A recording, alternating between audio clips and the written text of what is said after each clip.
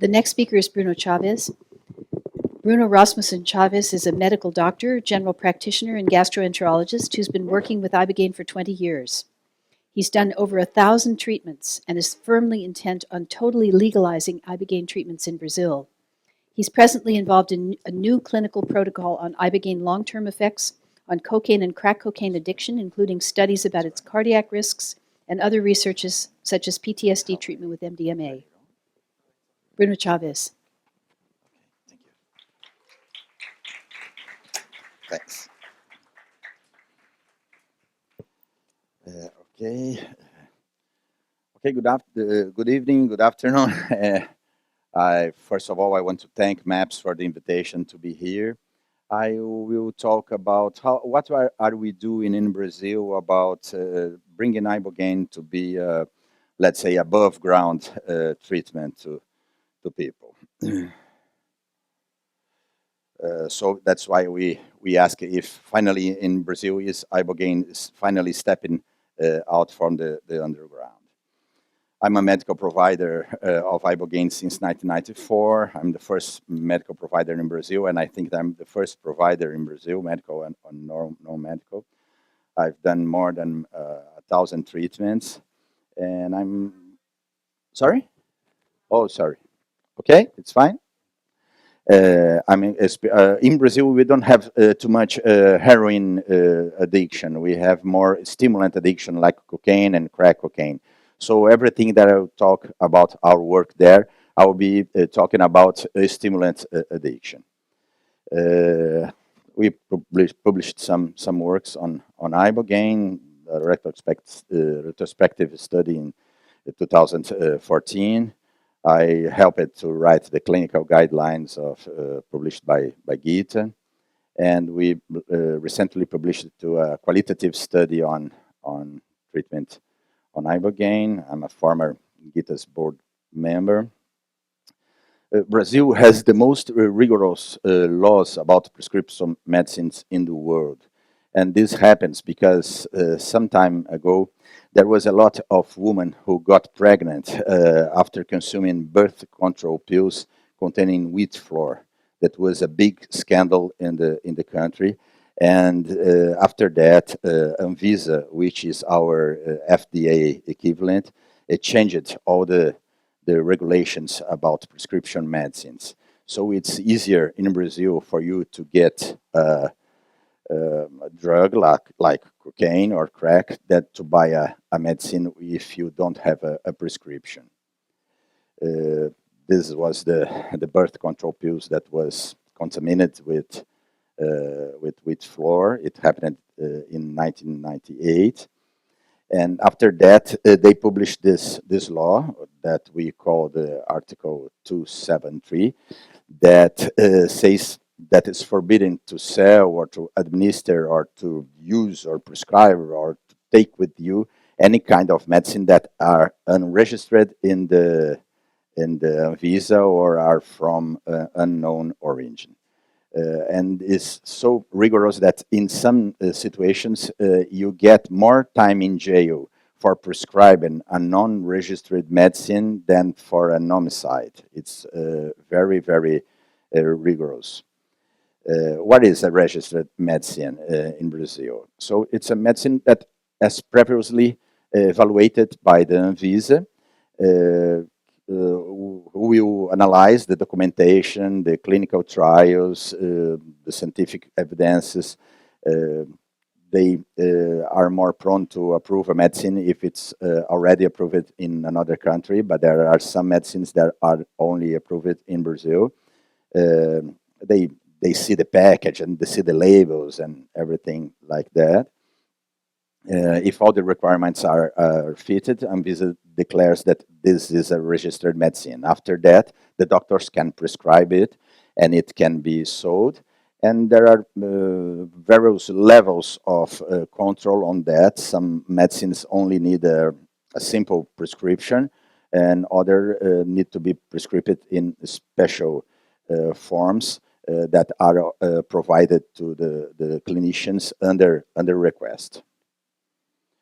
It's possible to do Ibogaine legal treatments in Brazil because it's not forbidden, it's not controlled, it's not banned, but it's not registered until nowadays as a prescription medicine. But Anvisa allows people to use non-registered medicines since we fit some requirements that they ask.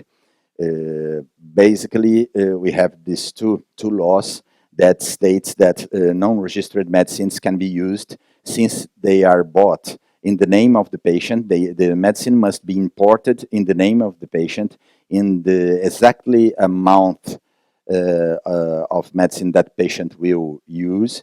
And this importation must be for a single use or for a limited time of use in the maximum time of 6 months. This situation doesn't deals with Ibogaine because Ibogaine normally we use only once, so it fits the law. In Brazil, people are using this law to import a lot of non-registered medicines for hepatitis, Ibogaine, and medical marijuana preparations. So we import Ibogaine to Brazil legally. It arrives in a box like that. It goes through the customs and through the Anvisa fiscalization, and every time they ask a lot of questions, but they allow us to use it. As you can see in the stamp, it says National Agency on Sanitary Vigilance, Anvisa, liberated without opening. In the first times we imported it 20 years ago, people use it in Anvisa at the airport. They use it to open the package and to look at the bottle of the medicine, but now they are use it with that. They know that we do that, so they are releasing it without opening the box. Another stamp saying liberated by Anvisa. This is the label. This is the bottle of the medicine. We use the Ibogaine from Canada, from Phytostan. But this kind of situation, this kind of importation has some disadvantages. It takes a lot of time from the medicine to arrive in Brazil and to be released in the airport. The patient must wait all this time. The average time is 30 days, but sometimes it took around 3 months for the medicine to be released. There are costs because you must hire brokers and people to help release the medicine in the airport. If you use an amount that's less than what you bought, you must dismiss what you didn't use, which what makes the patient pay for more than that he will really need. And Anvisa asks for a medical prescription to accept the importation. So this makes the cost higher than we would like to be, but at this moment, it's not the only way to import it legally. In 2014, we published this work, a retrospective study on Ibogaine, which showed a good effect on maintaining abstinence from cocaine and crack cocaine. During a year, around 62% of the patients remained clean. And, and after that, we helped by some people, some activists, political activists, psychologists, psychiatrists, people that understands the need of a shift in the treatment of addiction in Brazil. They helped us. Some of them are here in the room, and I want to thank to them. They helped us to talk with the government. We went to the State Council on Drug Policy, and we went to the National Secretary on Drugs Policy in the Ministry of Justice, and we explained it for the people how Ibogaine works, and we showed the study, and we asked for more funds for research, and we asked for some kind of facilitation in these regulations. Not so.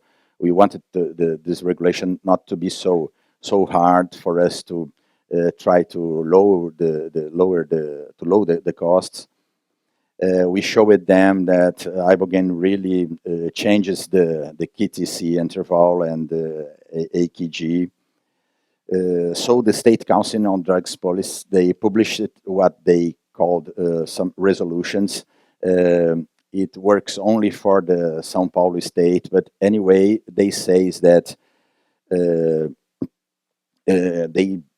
first resolution is that the use of hallucinogenic substances or neurophrenics should be considered an option. The second statement says that scientific research should be encouraged in Brazil. The third statement said the principles of Tabernet-Iboga must have the potential therapeutic effects investigated through scientific research. And the last one says that if you will use Ibogaine or any kind of principles derivated from Tabernet-Iboga, you must do it in a hospital with a medical following, or with a medical insight, and all the structure that you would be necessary in case of an unexpected event. It was interesting that this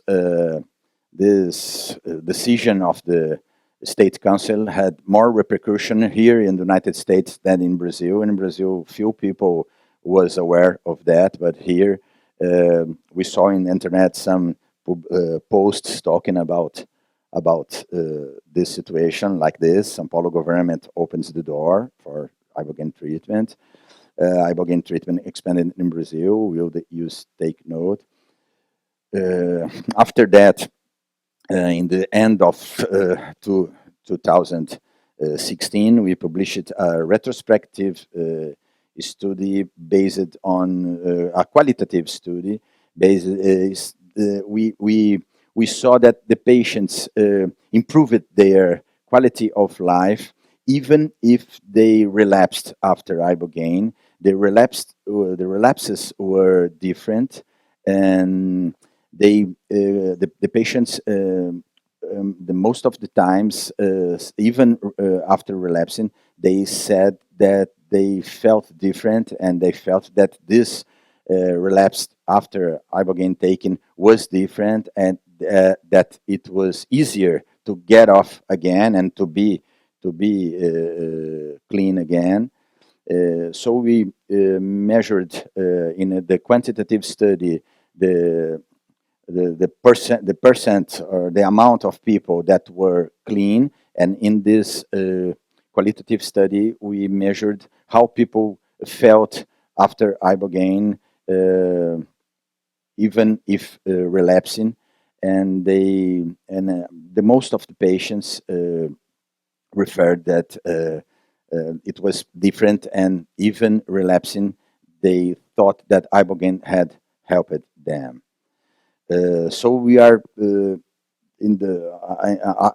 at this moment we are taking the next steps. We are trying to extend this regulation from São Paulo to other states. We are trying to somehow register the medicine. It's not easy because it costs a lot of money. We think that about $2 million to register the medicine in Anvisa, because we need to show a lot of documents. We had a signal from Anvisa that maybe they could allow us to have what they said, a fast track to register it. Maybe they will not ask for so much documents that they normally ask, because they understand that it's let's say like kind of an emergency. We have a lot of people in Brazil dealing with this problem, so it's possible that it's in negotiation at this moment, but it's possible that Anvisa allow us to register the medicine and gives us around 3 or 4 years to use it, and they could wait for this time for us to provide them the documentations. Uh, and we are trying to copy the MAPS model on MDMA. We are trying to negotiate with Anvisa that the Ibogaine treatments should be done in a controlled environment with all the, as I said before, all the equipment necessary and all the conditions necessary in case of an emergency. I need to comment that all these years working with Ibogaine and more, as I said, more than 1,000 treatments that I've done, I never saw a real emergency.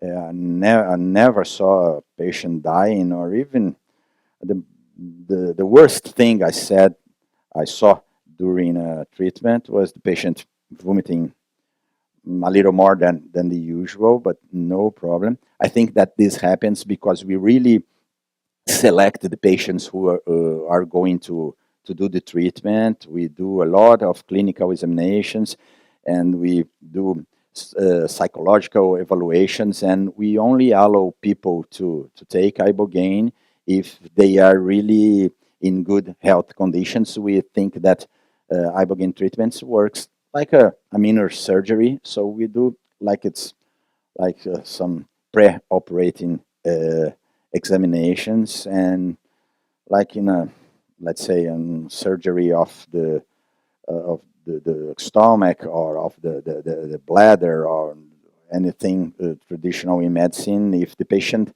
is not okay with the blood pressure or with the diabetes, for example, the surgery is postponed. So we do the same thing. We only give Ibogaine to the patient if he's really okay, if he's in a good shape, in a good health. So I think that this explains partially the reason for the reason why we don't see, never saw complications at this moment. We know that other places in Brazil, underground treatments, there was at least one death in Brazil, but it was not in our hospital. The patients that we treated, nothing really important happened. But oh, sorry. But we really need to convince the government that this is important, and this is a really working medicine. But what we feel is that the government agencies, they are open to hear us, and they are open to try to make some regulations. We in an ideal world, it will be not necessary to be regulated, and people would have the responsibility to give or to take Ibogaine only in when it was really in a good moment or in a good situation. But as we see that there are a lot of people who are looking more for profits than really worried about the health of the patients, we think that at the first moment it will be good if we really follow the Anvisa regulations, and we show that it works and it's in the proper conditions, it's safe. And we think that after that, maybe these regulations could be loosened, and after that, it will be more accessible for people. The fact is that we need to bring Ibogaine to the people with not so high cost, and easier for people to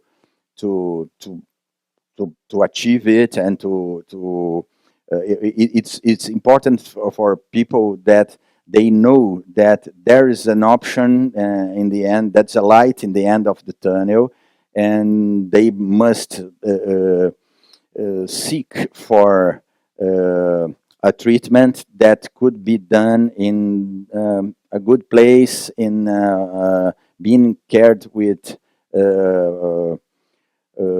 responsible people, and in a place that they can feel that if anything different or dangerous happens, they will be cared. What we see in some underground treatments in Brazil is that when people start to have some uh, major reactions, normally the people put the patient away, dismiss the patient, and say go home, like they said, go and die at home. And this is exactly what we don't want to happen. We want ibogaine to be seen like a normal treatment, like a lot of other medicines that are hard to the body. I remember when I was studying medicine, we use it to treat blastomycosis, that it's a pulmonary infection, a pulmonary mycosis, and we use it a medicine that don't use it anymore. It's called amphotericin B, and amphotericin B is highly cardiotoxic, and the teachers, the professors use it to ask the internists to stay sitting by the patient during all the time that this medicine was dropping into the system of the patient, because he could have some kind of cardiac arrhythmias. We want to do ibogaine like that. We want to have the authorization to do ibogaine, since there's a person to care of the patient and to be around if anything different happens. The patient will be protected. And I think for all these treatments that I saw, I think that it works the risk. I think it's much more dangerous to take crack in the street to take ibogaine in a hospital. So thank you very much.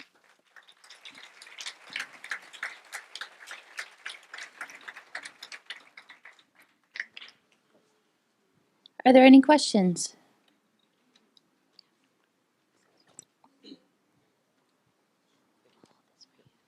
Oh, okay. Yes, thanks very much for the presentation, Bruno. It's very interesting. Could you just tell us a little bit about the dosing, please? What range of doses do you use in your treatments? Okay. As we use ibogaine to treat stimulant addiction, not opioid addiction, we use a range around 15 milligrams per kilogram. We start with 15 milligrams per kilogram, and after 2 or 3 hours, if we see that the patient is not having the results or the reactions that we expected, we increase the dose hour by hour by 1 milligram per kilogram until the patient shows some reaction, or until the patient gets to 20 milligrams per kilogram. After 20 milligrams per kilogram, we stop dosing, and we say that this is the experience of that the individual patient.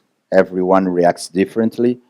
But it's interesting because the patients read a lot about ibogaine in the internet, so they keep asking, "Oh, I'm not seeing anything. I want to see things. I want to see things. This is not true ibogaine. This is not the real ibogaine. I want to see things because my friend who took ibogaine saw a lot of things. He talked with his grandfather that has died. I want to talk to my grandmother too." And we explain that everyone reacts differently, and it's an interesting thing because in our observation, sometimes patients have no reaction.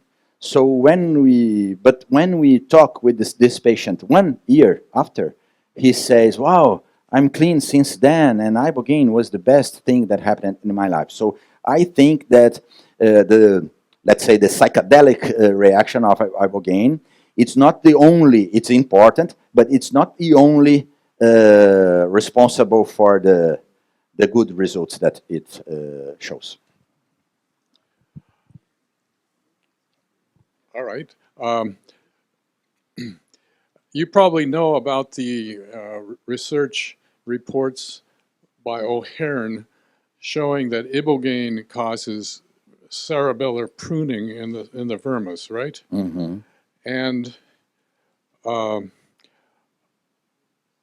I can see that I would rather be free of the drug and take a little cerebellar pruning than nothing at all. But on the other hand,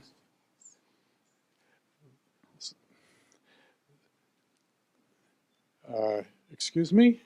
Your question is? I'm not making a question right now.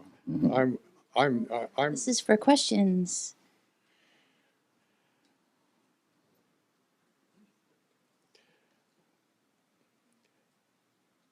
So how do you deal with the fact that there's brain damage in these patients? Okay.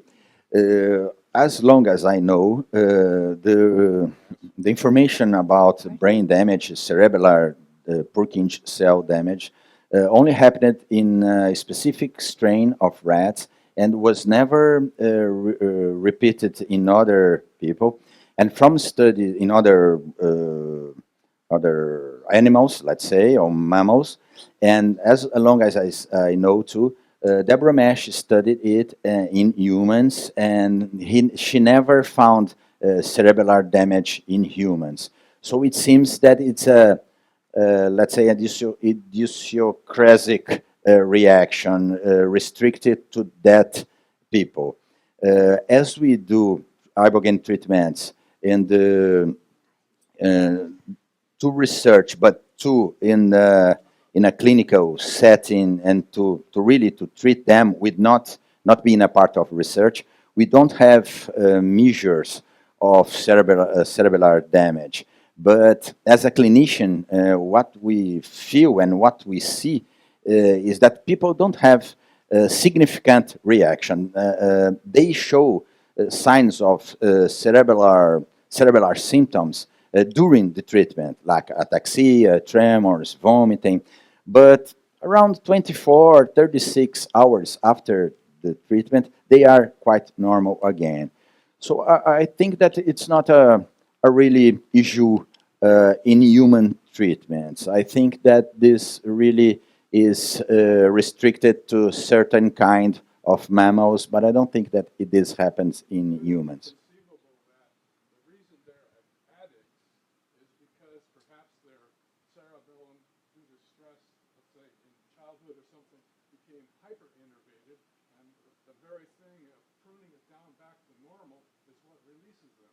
Yeah. What makes difficult to study this is that the only way to answer this would be wait for the people who took Ibogaine to die and perform a necropsy, and after that, see. But it's obviously it's difficult to do that. But I know of a situation that a woman who was treated by Dr. Deborah Mesh for 4 times with Ibogaine, and she died in a car crash. And Dr. Deborah Mesh was able to perform a necropsy on her, and the cerebellum was perfectly intact. But it's only one case, only one person. So for research and scientific purposes, it's not totally valid, this inference, this deduction. We have time for about one more question. Hello. Because Ibogaine would grow so well in your climate, would you be able to cultivate it rather than have to go through the bother of importing it? Yes, probably Ibogaine or the Tabernacle Iboga will grow perfectly in Brazil because it's quite the same climate and weather than in Africa. But the problem is that for this rigorous regulation that Anvisa